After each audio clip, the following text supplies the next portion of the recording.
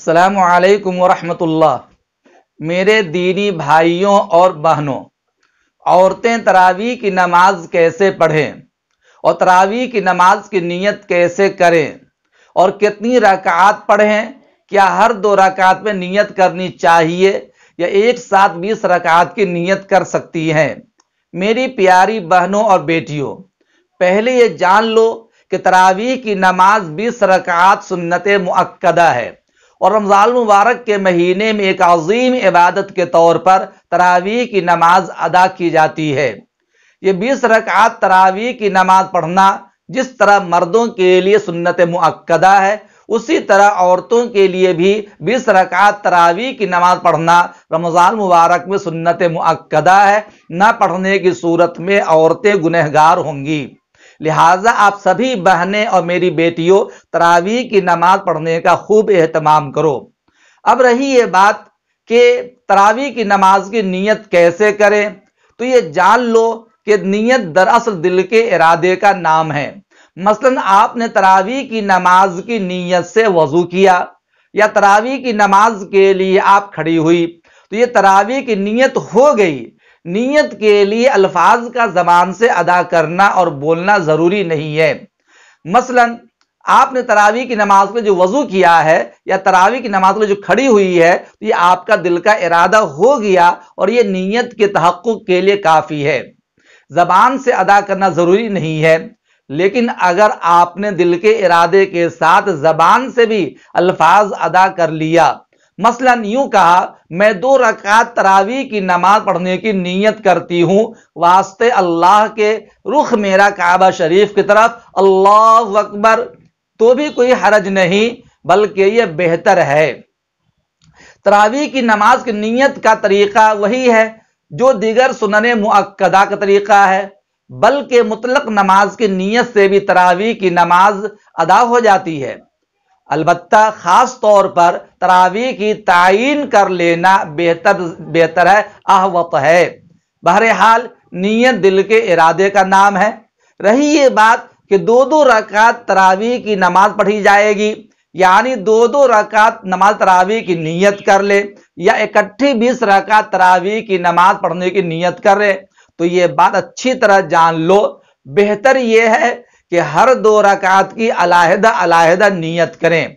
मसलन मैं 2 रकात नमाज तरावी पढ़ने की नीयत करती हूं, 2 रकात पढ़ने के बाद फिर अगली 2 रकात के लिए नीयत करें, फिर उसके बाद अगली 2 रकात के लिए नीयत करें और इस तरह 20 रकात तरावी की नमाज पढ़ें। और अगर एक साथ इकट्ठी 20 रकात की नीयत कर ली कि मैं 2-2 रकात करके 20 रकात नमाज तरावी पढ़ने की नीयत करती हूं, तो एक साथ 20 रकात तरावी की नीयत कर सकती है और इसमें कोई हरज नहीं, बिल्कुल दुरुस्त है। लेकिन याद रखिए, इकट्ठी 20 रकात तरावी की नमाज पढ़ने की नीयत करने की सूरत में अब हर 2 रकात पर तरावी की नीयत करना जरूरी नहीं, बल्कि पहली नीयत ही काफी होगी। सिर्फ आपको तकबीर तहरीमा कह करके नमाज शुरू करना है। लेकिन अलहदा 2-2 रकात की नीयत करने के साथ नमाज तरावी पढ़ना बेहतर है। अब तरावी की 20 रकात होती हैं और 2-2 रकात करके पढ़ना है। याद रखना चाहिए कि आपको 2 रकात पढ़ने के बाद फिर 2 रकात पढ़ना है। इस तरीके से 4 रकात पर थोड़ी देर के लिए बैठना है और दुआए तरावी पढ़ना है। आप किताबों में देखकर, कैलेंडर में देख, जंतरी वगैरह में देखकर तरावी की जो दुआ पढ़ी जाती है हर 4 रकात पर बैठ करके, वो आप याद कर लें और हर 4 रकात पर थोड़ी देर बैठ करके दुआ पढ़ने की कोशिश करें, आप पढ़ने का एहतमाम फरमाएं। कुल 5 वक्फे होंगे। इस तरह 20 रकात तरावी की नमाज आपकी मुकम्मल हो जाएगी। आपको कम अज कम 10 सूरतें याद होनी चाहिए। अलम तरा कैफा से लेकर कुल औज़ु बिरब्बिन नास तक 10 सूरतें हैं। इतनी 10 सूरतें आपको याद हों। आप पहली रकात में अलम तरा कैफा पढ़ें, दूसरी रकात में इलाफी कुरैश पढ़ें। इस तरीका से आप 10 रकात मुकम्मल कर लेंगे कुल औज़ु बिरब्बिन नास तक। फिर उसके बाद अगली 10 रकात के लिए अलम तरा कैफा शुरू करें और कुल औज़ु बिरब्बिन नास तक मुकम्मल कर लें। इस तरीके 10 सूरतों के जरिए से 20 रकात तरावी आपकी पूरी हो जाएंगी। अगर किसी बहन को ये 10 सूरतें याद न हो, 4 सूरतें ही याद हों, तो तरतीबवार 4 सूरतें पढ़ने की कोशिश करें और इस तरीके से अपनी तरावीह की नमाज पूरी करें। अगर किसी को 2 रकात ही याद है तो हर 2 रकात के अंदर उन्हीं दो सूरतें याद हैं तो हर 2 रकात के अंदर उन्हीं 2 सूरतों को पढ़ने की कोशिश करें। अगर किसी को एक ही सूरत याद है तो एक ही सूरत को हर रकात में पढ़ने की कोशिश करें।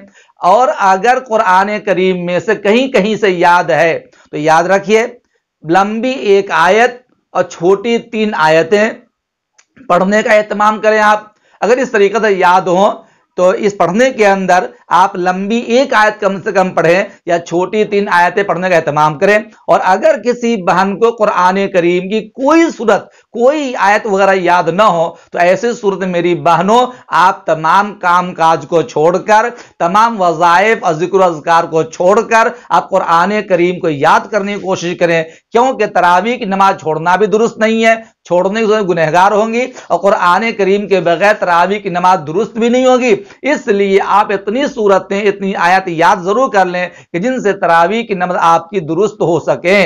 अगर आपने इसका एहतमाम नहीं किया और तरावीह की नमाज छोड़ती रही तो याद कर लीजिए रमजान मुबारक के अंदर ये तरावीह की नमाज पढ़ना एक अजीम इबादत है, उससे महरूम हो जाएंगी और छोड़ने की सूरत में आप गुनहगार भी होंगी। लिहाजा इसका एहतमाम करें। उम्मीद करता हूं कि आपको तरावीह की नमाज पढ़ने का मुकम्मल तरीका समझ में आ गया होगा। अगर कोई कंफ्यूजन हो तो आप कमेंट बॉक्स में अपना सवाल लिख करके भेजने की कोशिश करें। अस्सलामु अलैकुम व रहमतुल्लाह।